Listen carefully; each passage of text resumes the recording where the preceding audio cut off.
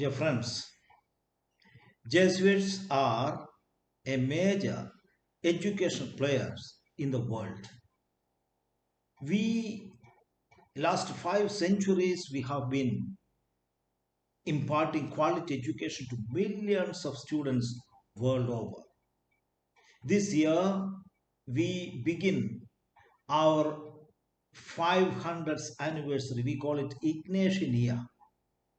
So I will be bringing out small lectures on the various aspects of Jesuit education and why we are still relevant. What prompted the Jesuits to come out with educational uh, measures, pedagogies, new ways of educating people, scientifically educating people, etc.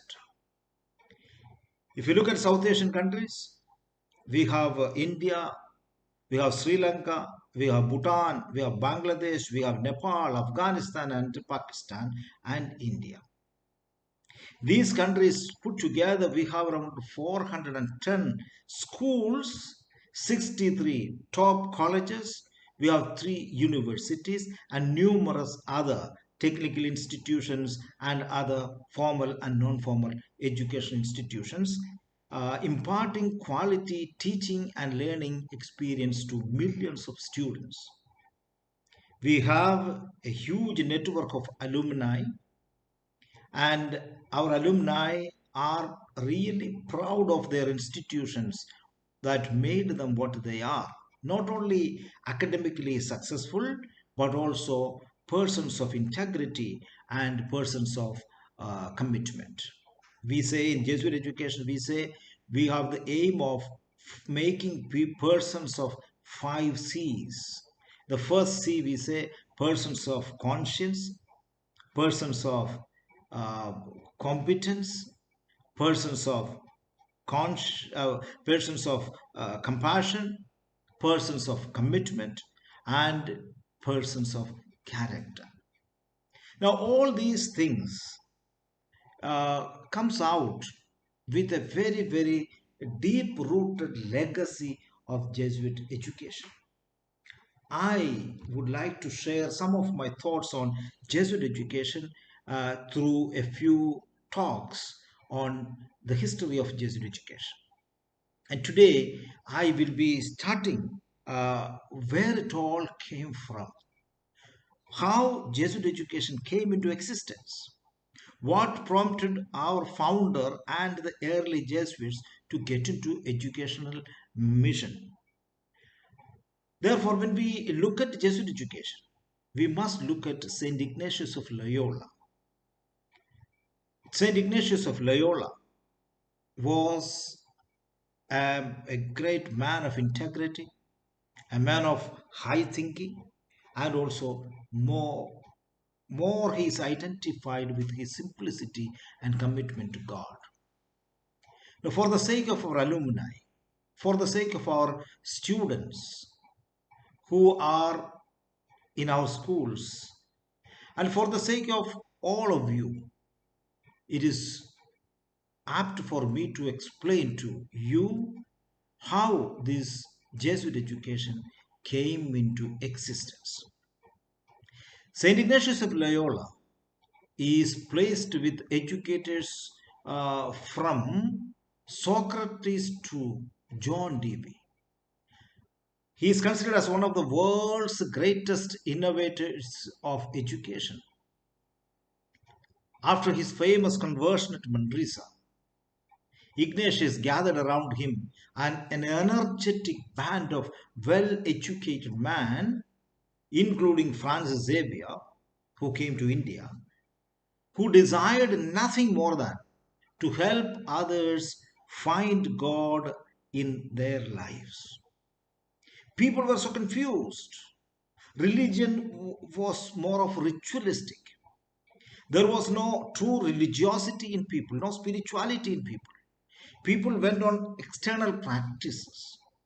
And therefore, Ignatius and his companions thought of educating people in the right manner.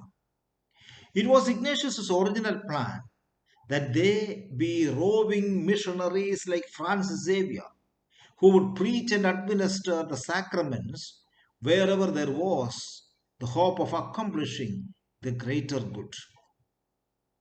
When, however, hundreds of young men joined his new religious order in the beginning, when he started gathering people together and leading a life that is in tune with poverty, chastity, and obedience, many people joined. Youngsters were attracted to Ignatius, and Ignatius had to provide them basic formation. Their education must be taken care of, and he did it. He started schools for them, but also admitted non Jesuit students at a time when theology rarely got beyond the seminaries. Those days in the medieval period, priestly formation means theology. Theology is only meant for the seminarians who are yet going to be ordained as priests, and they were given education. And Ignatius thought, no, it is better to give to other people also, make it available for everybody. It soon became clear to Ignatius that these schools offered the greatest possible service to the humanity, to create moral and religious instruction by making devotional life accessible to young and teaching God's message of service to others. Ignatius of Loyola quickly realized how critical changes in a whole society could come through education. That was his own experience, the transformation that took place through education. So he made a momentous decision, revised his original plan, and became an enthusiastic champion of systematic education. From the very beginning, the Jesuit school became such an influential exponent of Catholic reform that this novel Jesuit enterprise was later called a rebirth of the infant church. Because Ignatius thought education is so important for people, and imparting right education to people is a must, irrespective of their status. Education must be provided, and he did it. So, Jesuit education came into existence. So, again, what was his particular contribution to education? We must ask this question, we must reflect on this. Ignatius realized that education was not an end in itself, but rather a means to lead the student to care about other human beings. I think it is important for all of us educationists must understand this, that education is not the end. Our degrees and graduation and certificates are not the end. The end is becoming better human beings who have a concern for other people. In other words, later on, Father Pedro Arupi will say that making men and women for others is the motto of Jesuit education. That is the goal of our Jesuit education. The genius and innovation Ignatius brought to education came from his spiritual exercises. And what was the object of spiritual education, spiritual exercises? The aim of spiritual exercises was to free a person from inordinate attachments, biases, prejudices, and enabling one to make free choices. Choices cannot be made of force. Choices cannot be made of oppressive structures. Choices cannot be made on the basis of imposed orders. It has to be a free choice. Therefore, spiritual exercises of Ignatius are based on the premise that people who are free enough to say reality is goodwill, recognize their own goodness, and will live happily, a fulfilled life. The goal of Jesuit education have always been to offer this means to become a person of choice, thus inviting our students to be more concerned about their fellow human beings. There should be a social connectedness. There is an deep awareness that we are all interconnected, interlinked, and interdependent. Therefore, we must be concerned about other human beings, especially the poor, the weak, the marginalized, the secluded, the segregated, the abandoned, the less privileged, etc. The most direct way to help the young people is to help them find God. And this is reaffirmed in recently by the present general of the Society of Jesus, Father Arturo Soso, when he mandated all of us to practice four universal apostolic priorities. The first one is showing the way to God in a confused atmosphere. People are totally confused of religion and religious practices, etc. It is our duty to bring everyone, irrespective of religions, irrespective of caste and ethnicity. We must encourage people to look at God in a very, very wider perspective. When we look at Ignatius, Ignatius infused this goal into the existing pattern of humanistic education, which included appreciation of arts to appreciate beauty, grammar, to learn how to read, rhetoric, to express oneself, mathematics, to enable one to think, and theology to find God. In fact, Jesuit education is a wholesome education. It's an integrated education.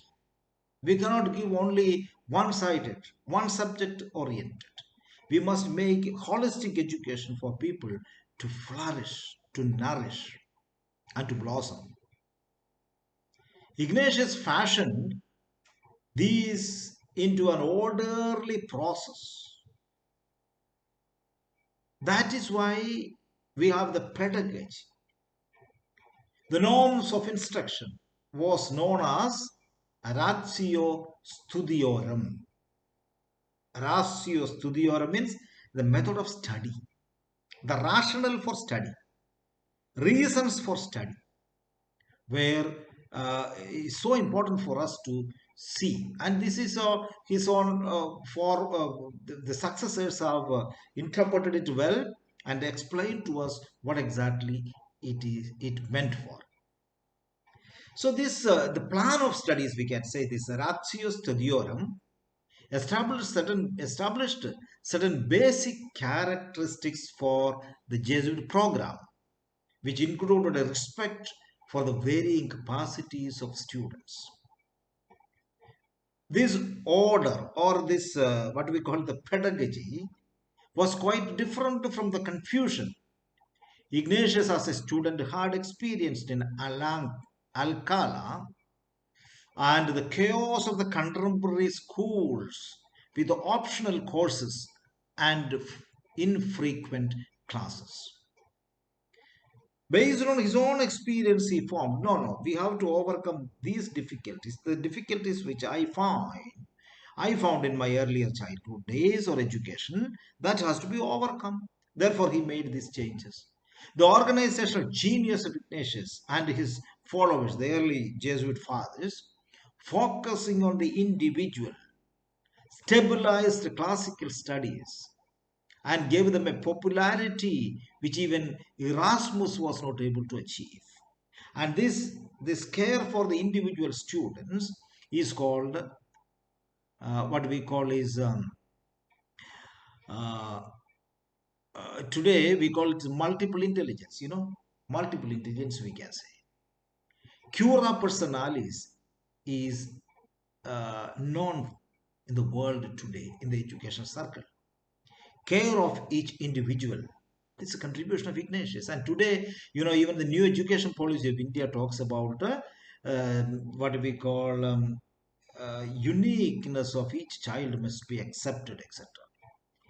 Each child is unique with capabilities. And then Howard Gardner has developed of modern age, it is called multiple intelligence. And Ignatius, 500 years ago, he talked about this.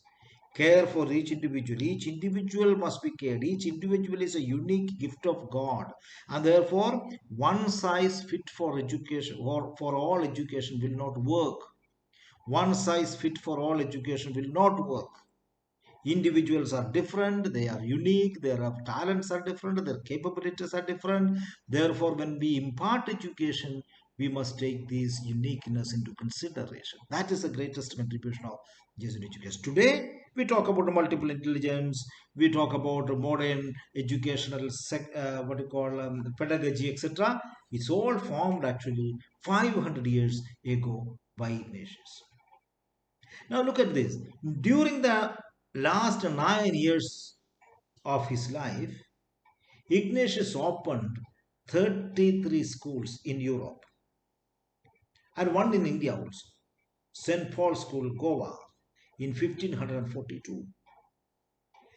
Within a century, 300 Jesuit colleges dotted Catholic Europe in one of the greatest extensions and consolidations of Renaissance humanism. That means demand were pouring in for Jesuit education all over the world.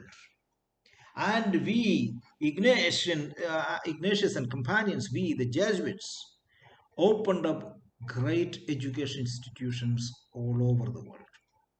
Ignatius's innovations were perpetuated by his followers, the Jesuits.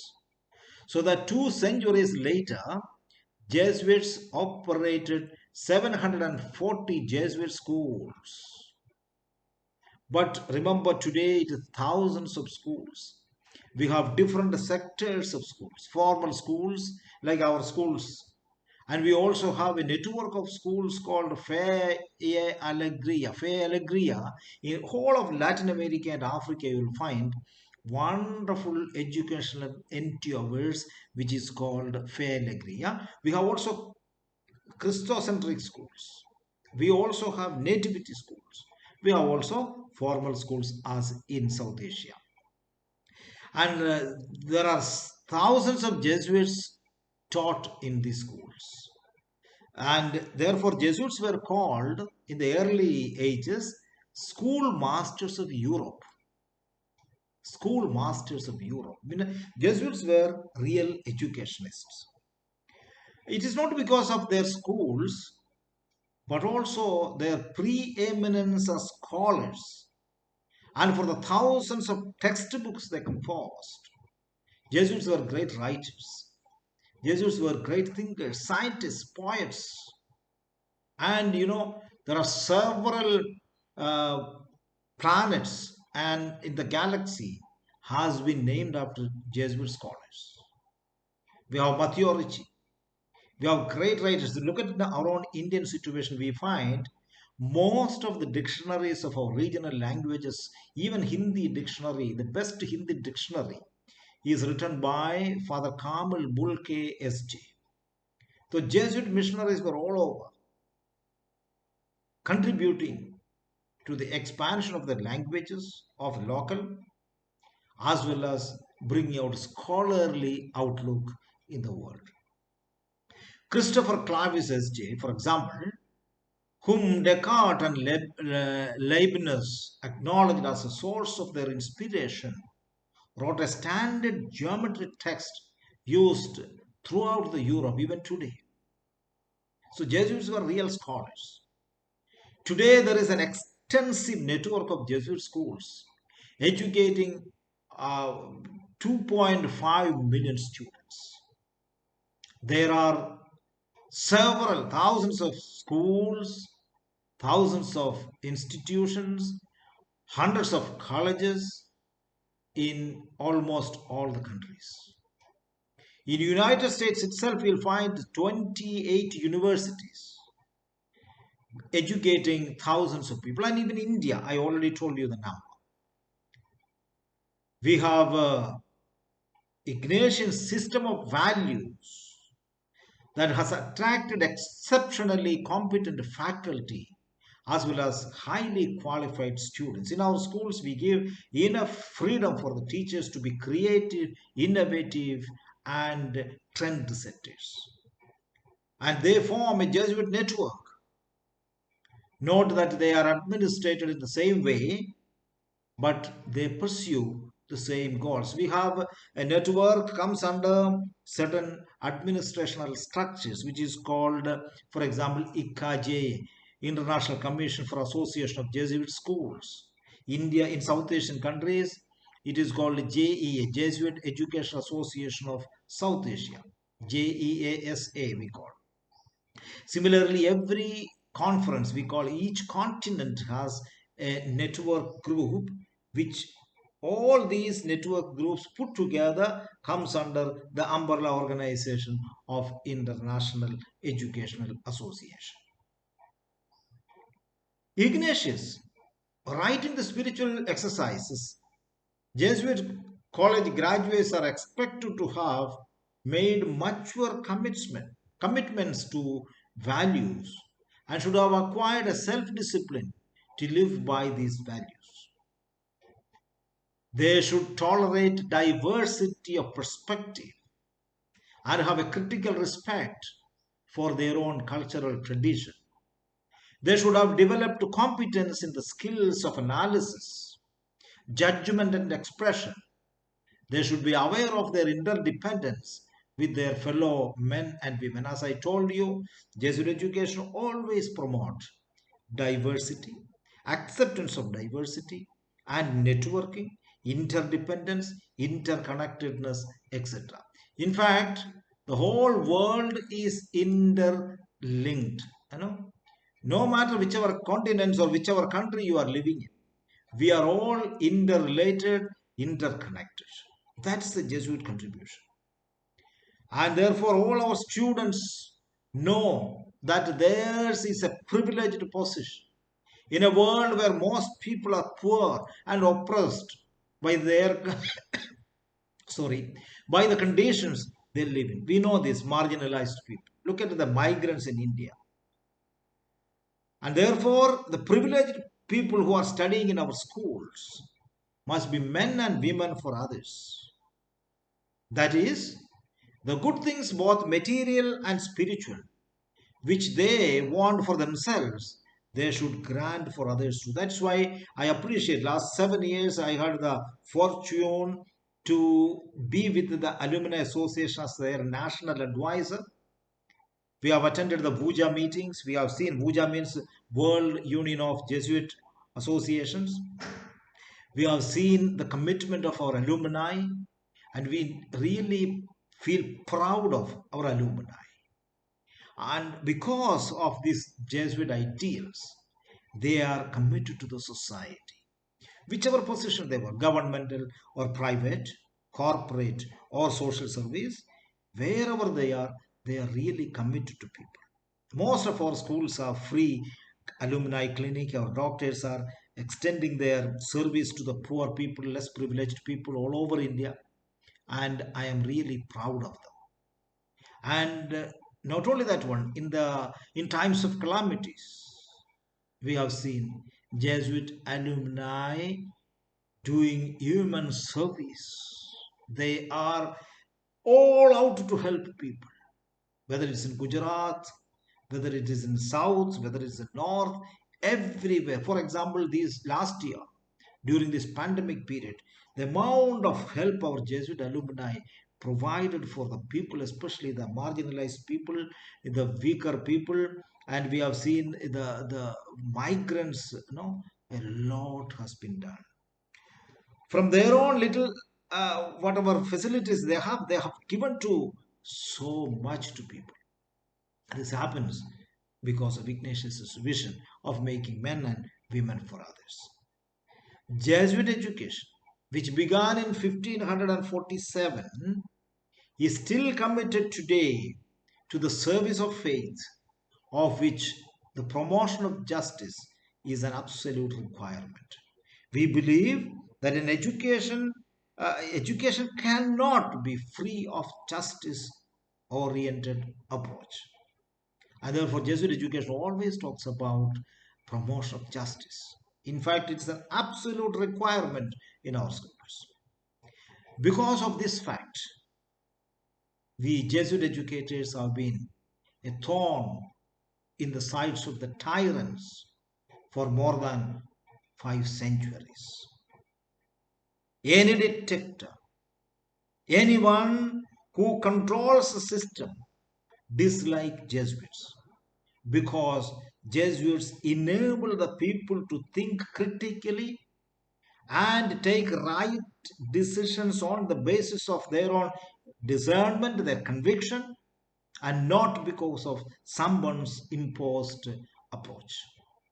One recent example we have is the murder of 1989 by the El Salvador military of the 6 university Jesuits who were determined to promote justice and to spread the Ignatian vision, teaching love and concern for others, especially for the poor and those whom the unjust structures of society keep oppressed and destitute. We have in our own country, India, of late, we have the example of the arrest of Father Stan Lourdes Swami, who was always a face of the tribal people. He stood with the people, stood for the rights of the people. This is, after all, the obligation of all educated people, all mature human beings. One grasps this concept from the animating source of the founders of all Jesuit schools, which is the spiritual exercises handed down from Ignatius of Loyola. My dear friends, Jesuit education, in its origin, as I explained, came into existence because of the realization Ignatius had that the importance of education he understood. From his own experience, he modified the educational approach that should be imparted to all. And Jesuit education, therefore, is relevant, it will continue, and it will enable the people to think critically and question whatever is not okay in the society. It does not discriminate people in the name of their affinity to a political ideology. It does not discriminate people on the basis of their religion, their culture, their ethnicity, their language, or their richness or poverty, and nothing. Ignatius wants every human being to be committed to one another. Each one must feel that they are, or he is, or she is an extension of the other. If we have that attitude, our world will become a wonderful place to live. As somebody said in Latin America, no, there's somebody saying how nice it is to live in order to love. We need to cultivate this beautiful way of education to thousands and thousands of people. Let's hope that our attempt, which started 500 years ago, will flourish in the coming centuries. Thank you very much. We will come up with the second part of this series of talks. The second part, why Jesuit education at all, in the second talk. Thank you very much, and God bless you.